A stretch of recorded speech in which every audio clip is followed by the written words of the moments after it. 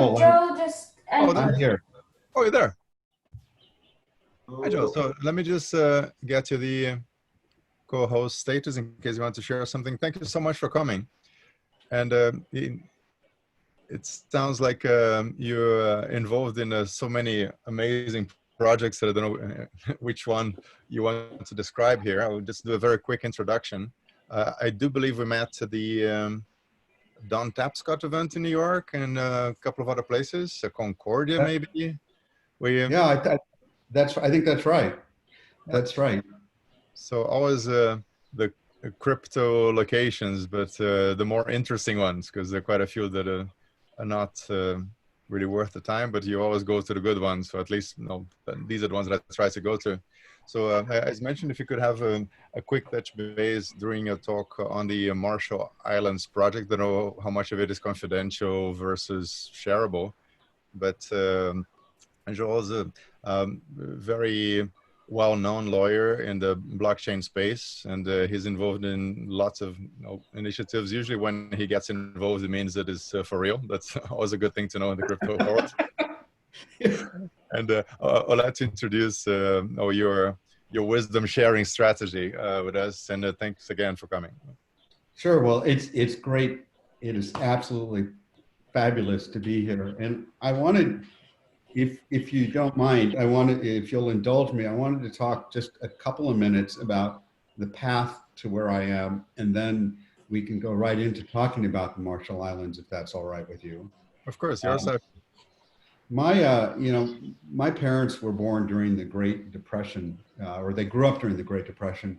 Although, I was always wondering why they called it the Great Depression. I would have called it the pretty lousy or really sucked depression. But in any event, I remember my father telling me as a kid that they always wondered when there was going to be food on the table and where they were going to get the money, get the food on the table, but somehow it always showed up. And so obviously what we're going through now, there are some potential similarities where people, can worry about where we are, about what the future looks like, about being able to put food on the table. And so for my father, when I was growing up, he always talked about the importance of success. But I think for him, when he defined success, a lot of it meant make sure that you are financially well off so that you never have to worry about putting food on the table. And there is certainly nothing wrong about being financially comfortable and making sure that you can feed yourself and your family. But at the end of the day, there's more to life than just that. And I think that unfortunately, perhaps a little bit in his generation growing up, in defining success, they didn't have the luxury perhaps of looking at success from the standpoint of what is it you're passionate about? What is it that excites you? What is it that makes you happy? And what is it that causes you to always ask questions in the morning when you're getting up? And so I think it's important when we're going through a period like this to make sure that when we're thinking about ourselves, about success, about where we want to go in our lives, that we never divorce the concepts of success from passion and from excitement and from wonder and what it is that causes us to ask questions in the morning.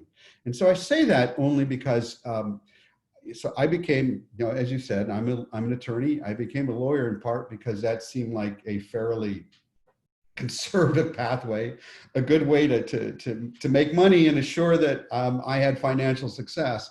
But it may not have been the passion. It may not have been what it really was that I wanted to do in life. And if I were starting over, I might not have become a lawyer. But as a result of that, I've always kind of followed a somewhat atypical lawyer path. And in other words, a lot of lawyers do very conservative corporate work when they get out of law school and go to a big law firm. I've always kind of seem to somehow have gravitated towards the non-typical or the unusual aspects of law. And as a result of that, throughout my career, I've always found myself doing things that I never anticipated, never expected doing. And that's true with respect to the Marshall Islands. I was I guess a typical stodgy, boring corporate lawyer, corporate finance lawyer. And back in 2014, I had a very fortuitous event. A client came to my law firm and they said, you know, we heard about this new blockchain technology, and we think that blockchain technology is a great potential tool that would allow us to be able to issue securities, equity transactions using the blockchain much more efficiently than the way people historically have issued and sold securities. And so we want to be the first people to issue and trade a security on a blockchain, and we want you to help us. And I remember thinking, well, this sounds really cool, but I literally had no idea what blockchain was. So I went home and I Googled, I'm not kidding, I went home and I Googled, okay, what is blockchain? Because I'm, you know, not the youngest guy in the room.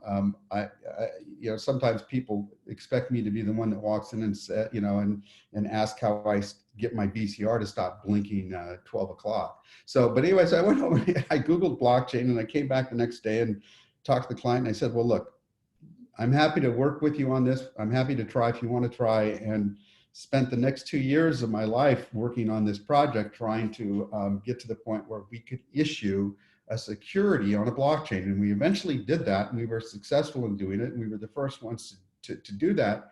And all of a sudden that opened a new pathway where I was doing all this really fun stuff in these new technologies involving financial technologies and blockchain. And the more I've done it, the more interesting opportunities that have come my way. And eventually among the projects is the one that you mentioned with respect to the Marshall Islands. And what I love about this project is that it's not often that you get to do things in your life where it's really fun, it's really exciting, it's really cutting edge, but you also know that you're doing something that can be really good for people and for the world. And so let me talk about that. You know, on a global basis, especially in maybe markets around the world that aren't quite as developed as the United States and Europe, one of the biggest challenges we have are creating a way for human beings to get access to markets, to be able to just do the simple things that we, like in the United States, take for granted every day. I can, you know, easily walk into a store and buy groceries. I can go into a Starbucks and use my iPhone, use my credit card, whatever, to buy a cup of coffee. But in a lot of parts of the world, just getting access to financial services, to the financial system, to be able to engage in basic transactions is not so easy. There are a lot of parts of the world where there simply are no banks in geographic proximity to where people live. And even if there are banks that aren't too far away, a lot of those banks shun taking on small customers because it's not economical for them. And so a lot of people in parts of the world don't have bank accounts. They don't have access to the basic ways that a lot of us, you know, take for granted in how we pay for goods and services and how we interact in the global economy. And so if there was a way that we could empower those people around the world and give them access to the global economic system and help bring them up the food chain, so to speak, and allow them to engage in commerce, what a cool thing that would be. And that's what the Marshall Islands is trying to do. The Marshall Islands is this tiny, tiny speck of a country population-wise. It has a population that's smaller than most medium-sized cities around the world. But nevertheless, the Marshall Islands has some really unique challenges. It's the population spread out among a number of different islands. You know, so you've got islands with very, you know, small populations. They don't have banks. They don't have access to financial systems. And literally the way that they get money is put in bags on boats, and the boats go from island to island. And that's how people get the cash they need to put in their pockets to, you know, then to go to the grocery store and buy food. So the Marshall Islands was looking at, there's got to be a better way. There's got to be a way that we can empower our citizens, a way that we can bring our citizens into global markets to allow them to just be able to participate in the global economy. And what if we could do that by creating a new way of thinking about currency? So in other words, most of us still, and I should, well, maybe I should take that back. For this crowd that's much younger than me, that may not be quite as true, but for at least for people my age, most of us still are used to having bills, dollar bills, or whatever country you live in, the currency of your country, but having bills in your pocket, having coins in your pocket, and pulling out those bills or coins when you go into a store. But what if we could bypass all of that? What if we could simply use our phone or a smart card and make that our easy, cheap, efficient way of paying for everything? And so that's what the Marshall Islands, in simple terms, wants to do. They want to take this concept of currency that presently exists in paper form and in coin form and completely digitize it. In other words, they're saying we don't need paper in our pockets. We don't need coins in our pockets. As long as somebody has a phone, a smartphone, or even if they can't afford and don't have a phone, if they just have a smart card, a card with an embedded chip, then that's all they need to be able to now access financial markets, to go pay for things, to be able to launch businesses, to buy food, to do the things that we take for granted. And so the Marshall Islands said, let's create a digital currency. Let's figure out a way to get it into the hands of all the people that live in the Marshall Islands. Let's use technology to make it work. And by the way, the Marshall Islands said, if this takes off the way we hope it does, people in other countries may very well want to use our currency, the currency of the Marshall Islands as well, for their own purpose, because once you have currency that is accessible by a smartphone or a smart card, in theory, you can start to use it anywhere in the world.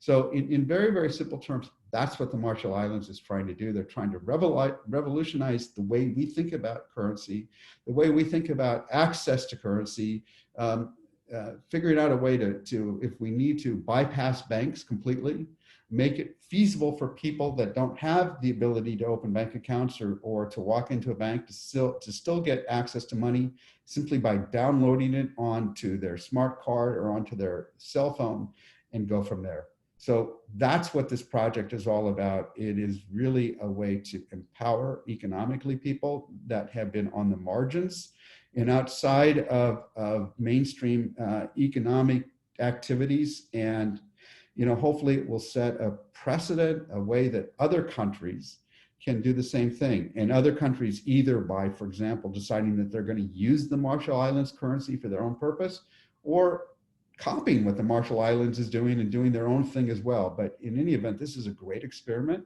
No country to date has ever tried to create a currency without first creating it in paper and coin form. So we're doing something that nobody's ever done before. There are a lot of questions that we don't know. We're figuring this out as we go, trying to make this work on a global stage, because also what we're doing has to be acceptable in other markets around the world. And so we have to figure out, how do we create this virtual currency that won't exist in paper form and do it in a way that people all over the world are going to be willing to accept it as a form of payment. So it is an amazing, fun project. It is full of unanswered questions. Every day, at least 20 new issues come up that we hadn't thought about, that we have to figure out, well, I don't know, how do we do this? How do we make this work? And so it's certainly not a project where if you like to know all the answers and you want to know kind of black and white things in front of you, that doesn't work in this project. But it is certainly fun as we together are exploring this great, cool pathway forward and seeing how we can kind of turn existing economic structures upside down and allow a small, tiny little country in the middle of the Pacific Ocean, pave the way for a new way to empower people globally, economically. So that's what it's all about. And I'm grateful that I get to play a small role in the project. Yes, and they're not only tiny in the middle of the Pacific, they're also disappearing because of the rising sea levels, right? So they have bigger problems coming their way, and they need to make sure that financial independence is not one of them. Actually, we didn't even get into that, but you're absolutely right. They have two issues, and that is climate change is a huge issue that they're desperately concerned about, and they literally could disappear into the ocean if they're not able to take proactive measures, which is obviously costly. But two, they've got an economy that naturally, as a tiny country in the middle of the Pacific, has been very much focused on fishing. And their economy also needs to diversify in order for them to survive. And so going down this road of creating their virtual currency is also intended to create the financial resources for the country that will allow them to continue to prosper. So you're absolutely right that there are some critical economic drivers for the country itself that are causing them to think outside of the box, to really approach things in a radically different way. And it may work, it may not work, but it is gratifying to see, you know, people willing to experiment in this way and try something that's so different. I have a quick question on the currency. Like, what currency is it? Is it just a separate currency, or is it another country's currency but backed up?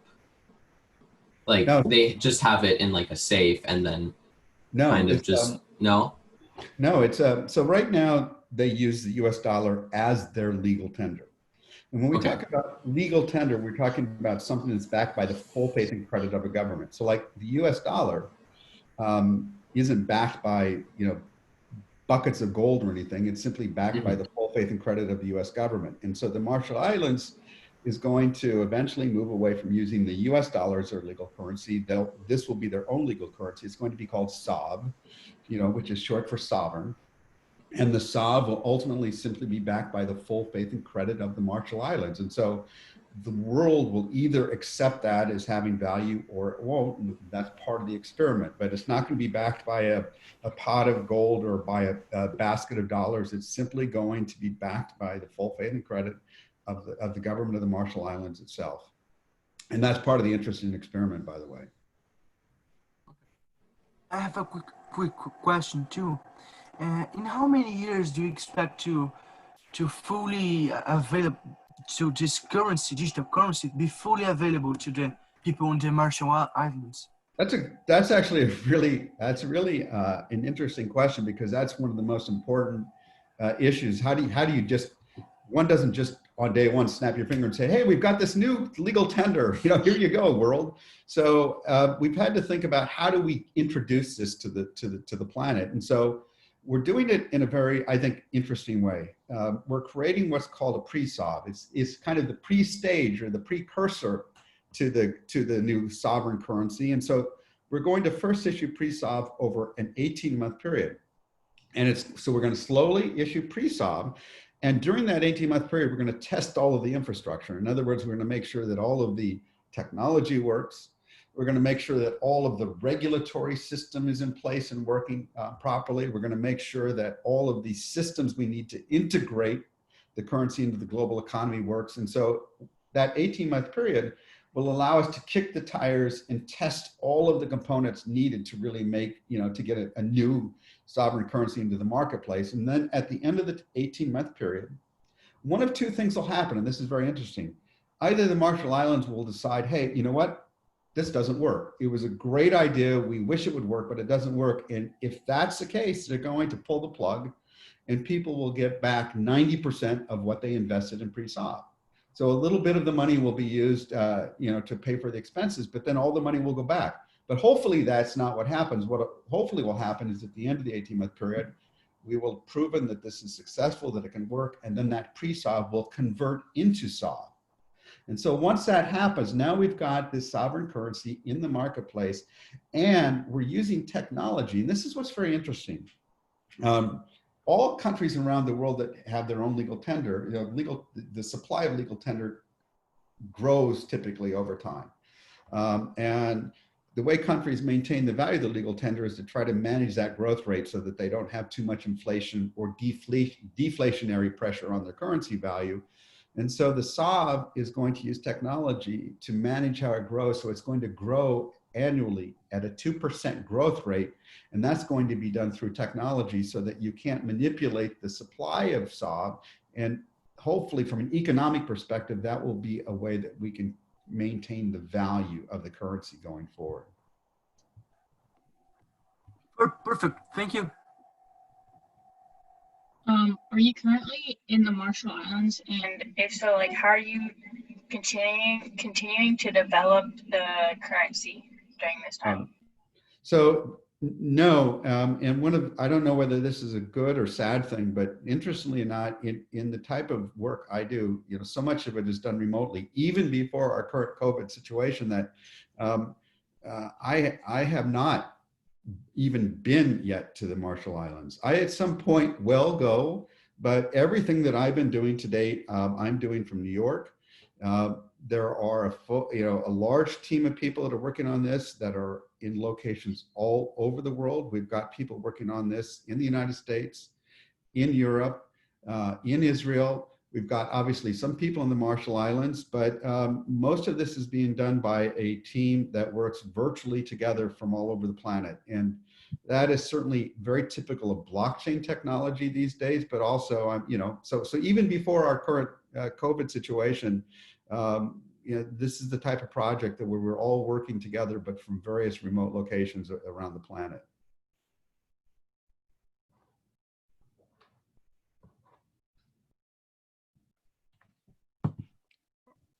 Yeah, so I know this is a fascinating project, and your heads must be spinning. I've been working with cryptocurrencies for the last 7 years. I got my first Bitcoin in 2013, which makes me like an OG, original gangster style, right? And I've been following it, and I'm one of the United Nations experts on smart cities, so I've been following the blockchain initiatives there as well. So Joe should probably be talking about that, and I can introduce a few good people. So let me, there's one quick thing that actually is important to mention about that. One of the challenges that people have when they want to engage in global commerce is not just being able to get access to financial systems, but also proving who you are. In other words, it's one thing to have access to money, but a lot of financial activity, you still have to establish your identity and be able to verify that you are you. And when we start to talk about creating a virtual or digital currency, one of the really interesting things that we can do is also build in through technology the way that we can prove our identity and who we are, and validate that I am me and you are you, that I'm the owner of this money, that I'm entitled to do this transaction. And so we empower people not just by putting a virtual currency in their hand, but also by combining that virtual currency with the ability to create what we call self-sovereign identity, so that we can prove who we are on the planet. And that is extremely empowering too. And that ties in, I think, with what you're talking about with various, UN initiatives. Yeah, there's so much to be done. Guys, would you have any additional questions? Because Joel kindly took some time away from his Sunday to be here with us. Maybe the ones who just joined, Emmerich from Finland, Arek from Armenia, actually London, but originally from Armenia. So you didn't get to hear, an Aussie as well, so you didn't get to hear the whole talk, but the bits that you did hear about, would you like to have any questions?